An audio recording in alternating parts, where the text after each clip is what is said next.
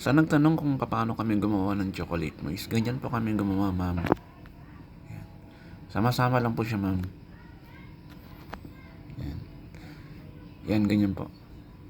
Meron po kaming malaking ganyan, ma'am. So, kahit po 3 recipe, 4 na recipe, sinasabay po namin sa paggawa. Yan, ganyan po siya. Actually, guys, itong tinitimpla po natin na to is 4 na cake siya.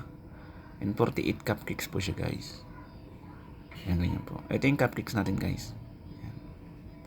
Pagka ako pala gumagawa, ma'am, ng ganito po, no, ng mga chocolate sponge namin, is inuuna ko po talaga yung cupcakes, ma'am.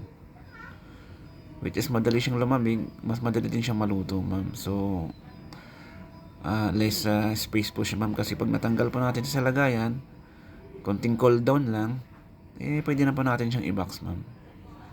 Kaya mas madalas ko talagang inuuna to, ma'am. Yan. Sa nagtanong kung bakit hindi ko inuuna lagi yung cake, ma'am, kasi po, ma'am, ito maliit lang space namin. So, gusto ko mas aside agad yung cupcakes para pag gumawa po tayo ng cakes, ma'am, mas malawak po yung space na ginagalawan natin. Yan, ganyan po siya, ma'am.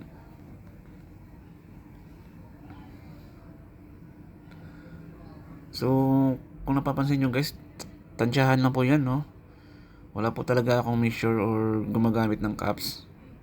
Tinatansya ko lang po talaga siya. Yan. Basta po, wag lang po talagang umapaw sa cupcake liner, guys. Okay na po yun. Yan. Pantay-pantay po yun. Yan. Yan, ganyan po siya, guys. Panoorin nyo po, guys.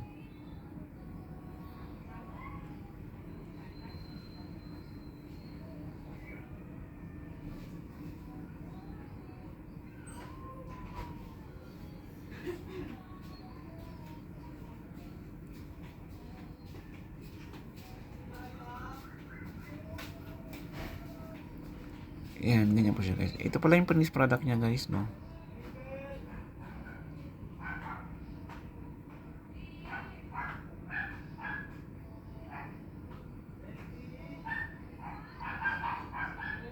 Yan.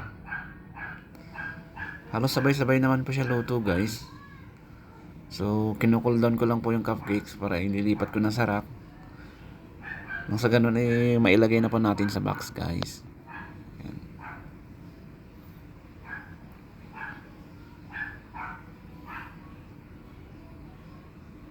Guys, yung ano pala namin, no, yung chocolate mousse namin is parang kung napapansin nyo is parang makintab siya.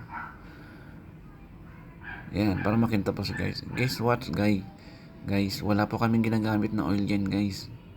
Meron po kaming secret yan, guys, kung paano namin mapanantiling smooth at moist po yung aming cupcakes or cakes, guys. Yan. Pansin nyo po, guys, makintab po siya, guys. Yan, inilipat natin sa rack para po lumamig, guys.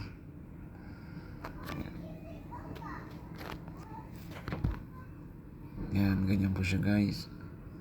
Tingnan nyo po, guys. Sobrang kintab niya po, guys. Yan. Makintab, moist, and soap. Andyan na po lahat, guys. Yan, ganyan po siya.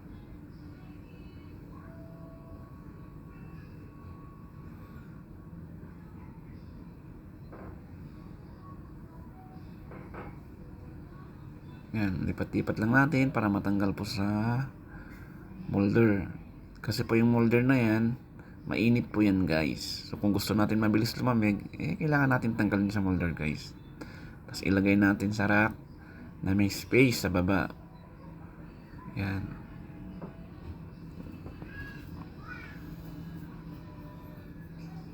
Yan, ganyan po siya, guys. Actually, guys, marami pang umu-order sa amin ng cupcakes, no? Mga fall apart cupcakes lang po. Yung madalas numbers. Yan. Mga 2 months, 3 months, mga ganyan po. Kasi po, paborito po nila yung cupcakes namin, guys. Yan. Tsaka wala na po kaming ginagamit na ibang recipe, guys. Kundi ito lang po talaga yung recipe namin, guys. Yan. Lipat-lipat lang natin yan para lumamig. para mailipat natin sa box, guys. Yan, ganyan lang po siya, guys. Yan. Yan, ayan na po siya lahat, guys. Yan. So malamig na siguro yan, guys. Ililipat naman natin sa box, guys. Yan. Ganyan po itsura ng box namin, guys. Mayroon po siyang box holder, cupcake holder. Yan. Na kahit po siya lalamove po natin, guys, hindi po siya naalog-alog sa biyahe, guys. Yan. Pwede sa angkas, mga ganyan, guys. Wag lang po yung cake, guys, na iaangkas kasi hindi po namin talaga ina-allowed yun, no? Kasi may mga once na nangyari sa amin yung yung senaryo na sabi ni client iangkas na lang. Ang nangyari nasisira po, guys, pagdating po sa kanila nasisira.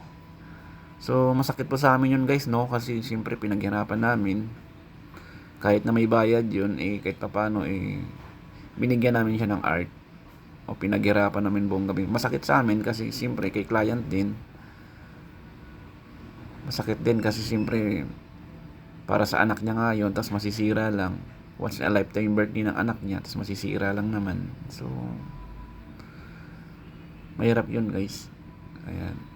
So ngayon tatakpan na natin, guys. Ito yung sinasabi ko, guys, kung bakit ko siya inuuna, guys. Kasi sinit aside ko sa agad, guys, pag malamig na po siya. So lisa sa space, guys.